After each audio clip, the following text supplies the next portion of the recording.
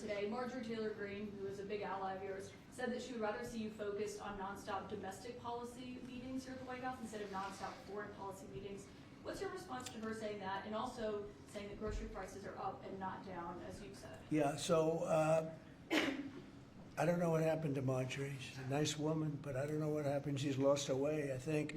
But I have to view the presidency as a worldwide situation, not locally. I mean, we could have a world that's on fire where wars come to our shores very easily if you had a bad president. We had a horrible president, and we ended up with Russia, Ukraine, and we ended up with other disasters, too. Don't forget, I put out 8 wars, 9 to come. I think I'll get the other one taken care of, but I put out 8 wars. And look at the damage that Russia, Ukraine has done to us as a country. I mean, we spent $350 billion. We're not spending any money anymore. Now they pay us through NATO. You know, I got NATO to go from 2% to 5%. Well, that's very important. When you're president, you really sort of have to watch over the world because you're going to be dragged into it. Otherwise, you're going to be dragged into a world war. I think if I weren't president, first of all, that war would have never happened if I was president.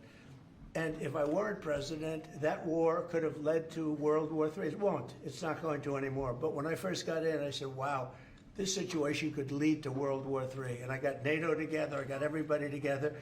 But with all of that, I passed a great, big, beautiful bill, which is the biggest tax cuts in the history of our country. So when somebody like Marjorie Taylor Greene, who's now catering to the other side, I don't know what, I guess she's, got some kind of an act going, but I'm surprised at her. But when somebody like Marjorie goes over and starts making statements like that, it shows she doesn't know. I don't devote a lot of my time. Let me give you another example. China. China was going to hit us with rare earth. Now, everybody says, oh, what does that mean? Magnets. If China refused to give magnets, because they have a monopoly on magnets, because they were allowed to happen over a 32-year period, there wouldn't be a car made in the entire world. There wouldn't be a radio. There wouldn't be a television. There wouldn't be internet. There wouldn't be anything because magnets are such a part. Now, nobody knows what magnets are, and not overly sophisticated, but to build a magnet system would take 2 years. So if I weren't able to say to China, look, if you're going to do that to us, we're going to charge you 158% tariff. It was 100% on top of 58%. And China called up immediately and said, we will make peace. And we made peace. We made a great deal. We made an unbelievable deal. China's paying tariffs to the United States, not the United States paying tariffs to China, which has always been the way it was. Nobody can believe these deals.